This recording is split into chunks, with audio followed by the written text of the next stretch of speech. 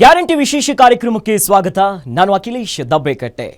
ಆಕೆಯ ಹಣೆಯ ಮೇಲಿನ ಕುಂಕುಮವನ್ನ, ಆಕೆ ಕಟ್ಟಿಕೊಂಡಿದ್ದ ತಾಳಿಯನ್ನ ಒಂದೇ ವಾರದಲ್ಲಿ ಕಿತ್ತು ಬಿಸಾಕಿದ್ದಾರೆ ಕಾಶ್ಮೀರಿಯ ಹಂತಕರು.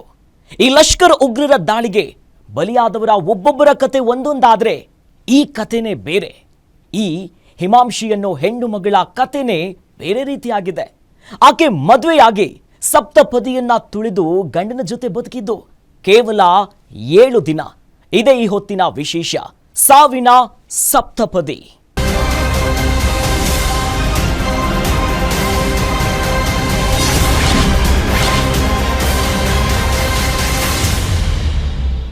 ಜಸ್ಟ್ 7 ದಿನಗಳ ಸಂಸಾರ. ಅದೇ ಕಾರಣಕ್ಕೆ ಈ ಕಾರ್ಯಕ್ರಮಕ್ಕೆ ಇಟ್ಟ ಹೆಸರು ಸಾವಿನ ಸಪ್ತಪದಿ. ಏಪ್ರಿಲ್ 6ನೇ ತಾರೀಕು ಎಂಗೇಜ್ಮೆಂಟ್ ಆಗಿ, 16ನೇ ತಾರೀಕು ಮದುವೆಯಾಗಿ, 22ನೇ ತಾರೀಕು ಗಂಡನನ್ನ ಕಳೆದುಕೊಳ್ಳೋದಿದೆಯಲ್ಲ. ಅಯ್ಯೋ, ಹನುಮನಿಗೆ ಹೋಗಿದ್ದಾಗಲೇ ಗಂಡನನ್ನ ಯಾವನೋ ಉಗ್ರ ಬಂದು ಕೊಲ್ಲೋದಿದೆಯಲ್ಲ ಘಟನೆ. ಭಯೋತ್ಪಾದನೆಯ ಭೀಕರತೆನೇ ಅದು ನೋಡಿ. ಹಾಗಂತ ಆತ ಬಂದೂಕನ್ನ ನೋಡಿದ್ದಲ್ಲದ ವ್ಯಕ್ತಿಯೇನಲ್ಲ, ನೌಕಾಪಡೆಯಲ್ಲಿ ಆಫೀಸರ್ ಆಗಿದ್ದಂಥ ವ್ಯಕ್ತಿ. ನೀನು ಮುಸ್ಲಿಮಾ ಅಂತ ಕೇಳಿದಾಗ ಅಲ್ಲ ಅಂದ. ಅಷ್ಟೇ, ಗುಂಡು ತಲೆಗೆ ಬಿದ್ದು ಬಿಡ್ತು. ಏಪ್ರಿಲ್ 6 ನಿಶ್ಚಿತಾರ್ಥ, ಏಪ್ರಿಲ್ 16 ಮದುವೆ, ಏಪ್ರಿಲ್ 22 ಸಾವು, ಏಪ್ರಿಲ್ 23 ಅಂತ್ಯ ಸಂಸ್ಕಾರ. ಒಂದೇ ತಿಂಗಳಲ್ಲಿ ಸಂಭ್ರಮದಿಂದ ಸಾವಿನವರೆಗೆ. ಇದು ಸಾವಿನ ಸಪ್ತಪದಿ.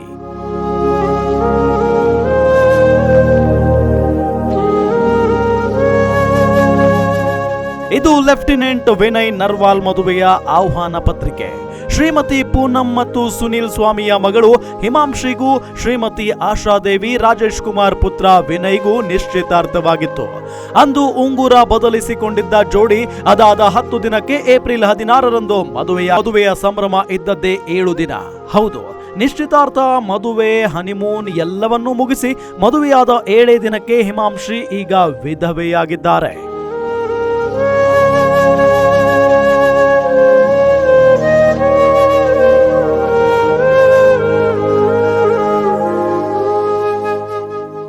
ಕಾಶ್ಮೀರದಲ್ಲಿ ಪಹಲ್ಗಾಮ್ನಲ್ಲಿ ನಡೆದ ರಣಭೀಕರ ಉಗ್ರ ದಾಳಿ ಹಿಮಾಂಶಿಯ ಸುಂದರ ಬದುಕನ್ನೇ ಕಿತ್ತುಕೊಂಡಿದೆ. ಮದುವೆಯ ಸಂಭ್ರಮದ ಅರಿಶಿನ ಕುಂಕುಮದ ಘಮ ಆರಿರಲಿಲ್ಲ. ಕೈತುಂಬ ಇದ್ದ ಬಳೆಗಳು ಒಂದು ಒಡೆದಿರಲಿಲ್ಲ.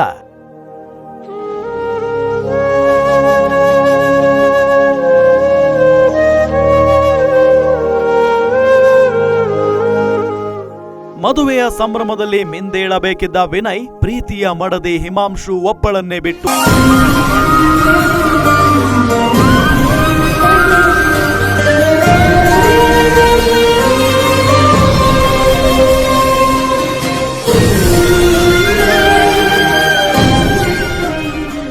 ಪ್ರೇಮ ಕಾಶ್ಮೀರ, ರಕ್ತ ಕಾಶ್ಮೀರವಾಗಿದ್ದೇ ಹಾಗೆ. ಹಣೆಯಲ್ಲಿ ಕುಂಕುಮವಾಗಿ ಕಂಗೊಳಿಸಬೇಕಿದ್ದ ಸಿಂಧೂರ ರಕ್ತ ಸಿಂಧೂರವಾಗಿದ್ದೇ ಹಾಗೆ. ಅದಕ್ಕಿಂತಲೂ ಹೃದಯ ವಿದ್ರಾವಕ ಕತೆ ಇದೆ. ಮದುವೆಯಾಗಿ 40 ದಿನ ಲೀವ್ ಹಾಕೊಂಡು ಬಂದಿದ್ದ ವಿನಯ್ ಹಿಮಾಂಶಿ ಜೊತೆ ಸ್ವಿಟ್ಜರ್ಲೆಂಡ್ ಎದುರಲ್ಲೇ ಉಗ್ರರು ಕೊಂದು ಹಾಕಿದ್ದಾರೆ ಅಂತ.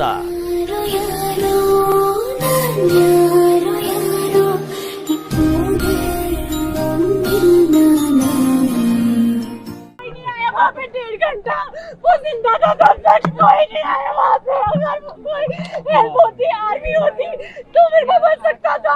कोई नहीं आया वहाँ पे, कोई नहीं आया.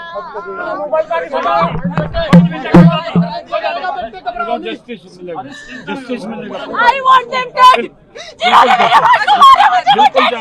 बिल्कुल वो मरेगा जिसने मारा, वो मरेगा.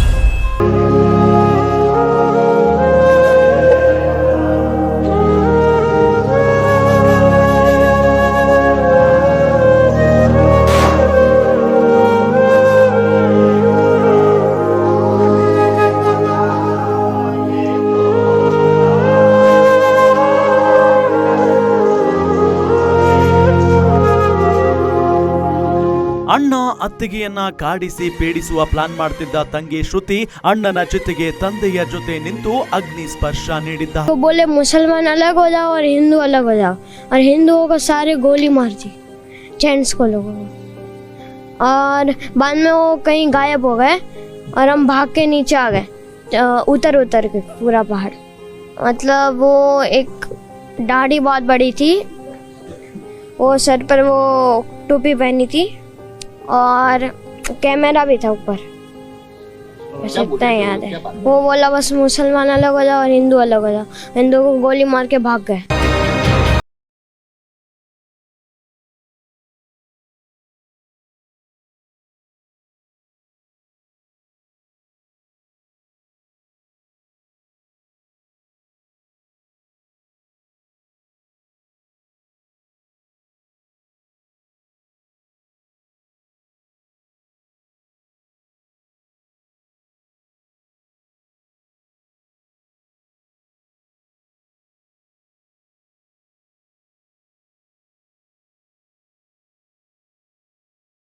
ನಾವು ಪೆಹಲ್ಗಾಮಿಗೆ ಹೋದ್ವಿ.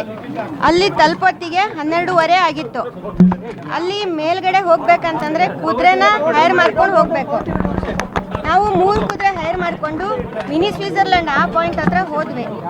ಅಲ್ಲಿ ಹೋಗಿ ಕುದುರೆ ಇಳಿದು ಒಂದು 2 ಮಿನಿಟ್ಸ್ ಅಷ್ಟೊತ್ತಿಗೆ ಅಲ್ಲಿ ಇದು ಫೈರಿಂಗ್ ಸೌಂಡ್ ಕೇಳಿಸ್ತು. ಸೊ ನಾವು ಫೈರಿಂಗ್ ಸೌಂಡ್ ಅಂತಂದರೆ ಏನೋ ಪಟಾಕಿ ಹೊಡಿತಿದ್ದಾರೆ ಅಂತ ಅಂದ್ಕೊಂಡ್ವಿ. ಎಲ್ಲರೂ ಇಗ್ನೋರ್ ಮಾಡಿದ್ವಿ. ನೆಕ್ಸ್ಟ್ ಒಂದು 2 ಮಿನಿಟ್ಸ್ ಬಿಟ್ಟು ಮತ್ತೆ ಫೈರಿಂಗ್ ಸೌಂಡ್ ಕೇಳಿಸ್ತು. ನಾವು ಅವಾಗ್ಲೂ ಯಾವುದೋ ಪ್ರಾಣಿಗಳಿಗೆ ಓಡಿಸೋಕ್ಕೆ ಅಥವಾ ಆರ್ಮಿಯರೇನೋ ಟ್ರೈನಿಂಗ್ ಮಾಡ್ತಿದ್ದಾರೆ ಅಂತ ಅಂದ್ಕೊಂಡ್ವಿ. ಬಟ್ ಆಮೇಲೆ 3rd ಟೈಮ್ ಯಾವಾಗ ಎಲ್ಲ ನೋಡ್ತೀವಿ ಎಲ್ಲ ಓಡ್ತಾ ಇದ್ದಾರೆ, ಆ ಟೈಮಲ್ಲಿ ಏನಾಯಿತು, ನಮ್ಮನೆಯವರು ನನ್ನ ಮಗನಿಗೆ ಫುಡ್ ಅಂದರೆ ಏನಾದ್ರು ಸ್ನ್ಯಾಕ್ಸ್ ತೊಗೊಳ್ಳೋಣ ಅಂತೇಳಿ ಆರ್ಡರ್ ಕೊಡೋಕ್ಕೆ ಅಂತ ಅಲ್ಲಿ ಆ ಟೆಂಟ್ ಹತ್ರ ಹೋಗ್ತಾ ಇದ್ರು. ನಾನು ಮಗನಿಗೆ ಕರ್ಕೊಂಬರೋಣ ಅಂತ ಈ ಕಡೆ ಬರ್ತಾ ಇದ್ದೆ. ಅಷ್ಟೊತ್ತಿಗೆ ಜೋರಾಗಿ ಫೈರಿಂಗ್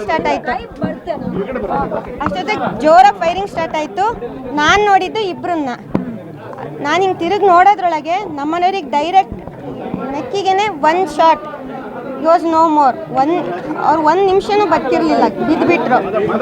ನಾನು ಮತ್ತು ನನ್ನ ಮಗ ಅವ್ರ ಹತ್ರ ಹೋಗಿ ಫುಲ್ ರಕ್ತ ಆಗಿಬಿಟ್ಟಿತ್ತು, ಉಸಿರೇ ಇರಲಿಲ್ಲ, ಫುಲ್ ನಿಂತೋಗಿತ್ತು. ನಾನು ಅವನು ಫುಲ್ ಕೂಗ್ತಾ ಇದ್ದೀವಿ. ಅಲ್ಲಿ ಹೊಡೆದವನು ಆ ಟೆರರಿಸ್ಟ್ ಅಲ್ಲೇ ಹೋಗ್ತಾ ಇದ್ದ. ಅವನಿಗೆ ಕರೆದು ನನ್ನ ಗಂಡನ ಸಾಯಿಸಿದೆಯಲ್ಲ, ನಾನು ಮೇರೆ ಪತಿಕೋ ಮಾರಾಯನ ಹಮೇ ಬಿ ಮಾರೋ ಅಂತ ನಾನು ಅವನು ಕಿರ್ಚಿದ್ವಿ. ಅವನು ಆಚೆ ಹೋಗ್ತಿದ್ದವನು ತಿರುಗ್ಬಿಟ್ಟು ನೈ ಮೋದಿಕೋ ಬತಾದೋ ಅಂತ ಹೇಳಿ ಹೋದ. ಇದು ಶಿವಮೊಗ್ಗದ. ಈ ದೇಶದಲ್ಲಿ ಯಾವ ಜಾಗ ಸೇಫ್, ಯಾವ ಜಾಗ ಸೇಫ್ ಅಲ್ಲ, ಅದನ್ನ ಹೇಳಬೇಕಾಗಿರೋದು ಸರ್ಕಾರ. ಸರ್ಕಾರವನ್ನ ನಂಬಿ ಸರ್ಕಾರದ ಭರವಸೆಯನ್ನ ಇಟ್ಕೊಂಡೆ ಪ್ರವಾಸಕ್ಕೆ ಹೋದವರಿಗೆ ಸರ್ಕಾರ ರಕ್ಷಣೆ ಕೊಡೋಕ್ಕಾಗಲಿಲ್ಲ.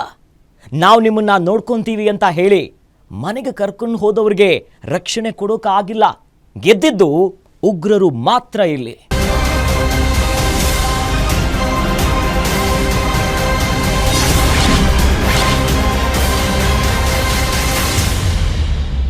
ನಾನ್ ಹಿಂದೂ ಅಂದ್ರೆ ಗುಂಡು ಹೊಡಿತಾರೆ, ಹೇಳೋಕೆ ಹಿಂದೆ ಮುಂದೆ ನೋಡಿದ್ರೆ ಪ್ಯಾಂಟ್ ಬಿಚ್ಚಿ ಚೆಕ್ ಮಾಡಿಬಿಡ್ತಾರೆ. ಅದೂ ಆಗಿಲ್ಲ ಅಂದ್ರೆ ಕೊಲ್ತಾರೆ. ಕಲ್ಮಾ ಹೇಳೋಕೆ ಬರಲಿಲ್ಲ ಅಂದ್ರೆ ಸಾಯಿಸ್ಬಿಡ್ತಾರೆ ಇವರು.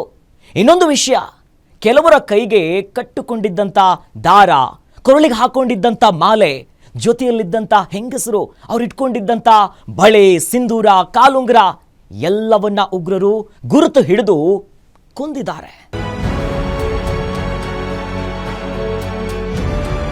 ಒಂದು ಸಾವು ಕುಟುಂಬವನ್ನ ತಲ್ಲಣಗೊಳಿಸಿದ್ರೆ 26 ಸಾವು ಇಡೀ ದೇಶವನ್ನೇ ತಲ್ಲಣಗೊಳಿಸಿದೆ. ಇನ್ನು ಭರತ್ ಭೂಷಣ್ ಮನೆಗೆ ಹೋದರೆ ಅಲ್ಲಿಯೂ ಕಣ್ಣೀರೇ.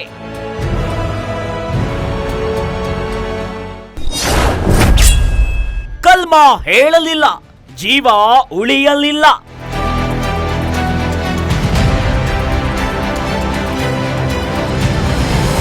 ಇವರು ಸ್ಯಾಮ್ಯುಯಲ್ ಅವರ ಪತಿ ಕ್ರಿಶ್ಚಿಯನ್. ಇವರನ್ನ ಬೈಬಲ್ ಬಗ್ಗೆ ಕೇಳಿದ್ರೆ ಏನಾದ್ರೂ ಹೇಳ್ತಾರೋ ಏನೋ, ಆದ್ರೆ ಅವರು ಕೇಳಿದ್ದು ಕಲ್ಮಾ ಹೇಳುವಂತ. ಗೊತ್ತಿಲ್ಲ ಅಂತ ಹೇಳಿಬಿಟ್ರು, ಅವರನ್ನ ಕೊಂದೇ ಬಿಟ್ರು.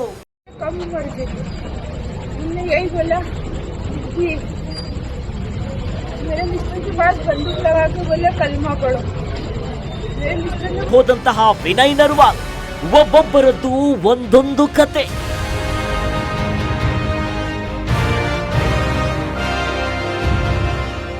ಆದ್ರೆ ಈ ಹಿಮಾಂಶಿ ಕತೆ ನೋಡಿ, ವಯಸ್ಸಿನ್ನು 25, ಮದುವೆಯಾಗಿ ಈಕೆಯ ಕೈಯಲ್ಲಿದ್ದಂತಹ ಮೆಹಂದಿ ರಂಗು ಇನ್ನೂ ಕೂಡ ಹೋಗಿಲ್ಲ.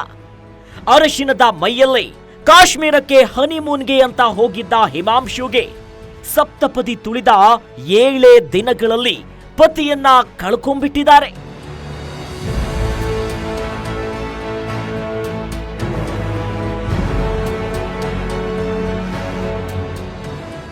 ಆಕ್ರೋಶವಂತೂ ಮಡುಗಟ್ಟಿದೆ. ಈ ಆಕ್ರೋಶ ಜ್ವಾಲೆಯಾಗ್ತಿದೆ. ಈ ಜ್ವಾಲೆ ತಣ್ಣಗಾಗೋದು ಒಂದೇ ಸಲ, ಅದು ಪ್ರತೀಕಾರ ತೀರಿದಾಗ. ಪ್ರಧಾನಿ ನರೇಂದ್ರ ಮೋದಿ ಪ್ರತೀಕಾರದ ಪ್ರತಿಜ್ಞೆ ಮಾಡಿದ್ದಾರೆ. जिन्होंने ये हमला किया है, उन आतंकियों को और इस हमले की साजिश रचने वालों को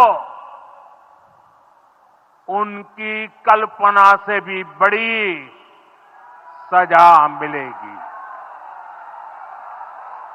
सजा मिलकर के रहेगी।